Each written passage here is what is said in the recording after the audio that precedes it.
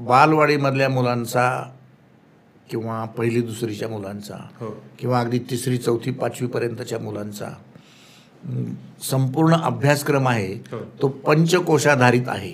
अच्छा, पंचकोशाधारित ही कन्सेप्ट काय आहे सर? पंचकोश ही वेदातली संकल्पना आहे. बरं. म्हणजे त्याच्यामध्ये अन्नमय कोश, विज्ञानमय कोश, मनोमय कोश, अच्छा, आनंदमय कोश बरं, आणि विज्ञान असे 5 कोश सांगितलेले.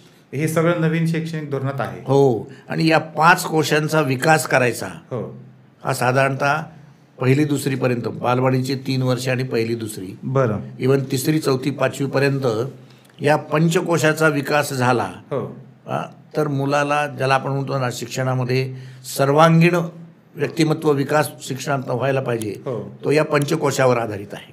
बरं. आणि या पंचकोशामध्ये मूल्य संक्रमण पण आहे. अच्छा, बरं. त्यामुळं पंचकोश हे वेदात सांगितलेले आहेत. ती भारतीय संस्कृती आहे. आणि त्या पंचकोशाधारित अभ्यासक्रम तयार केला आहे, पंचकोशाधारित अध्यापन पद्धती तयार केल्या आहेत, पंचकोशाधारित शिक्षण तयार केलेलं आहे. अच्छा, तो या नव्या राष्ट्रीय शैक्षणिक धोरणाचा एक अत्यंत महत्त्वाचा गाभा आहे. गाभा आहे तो.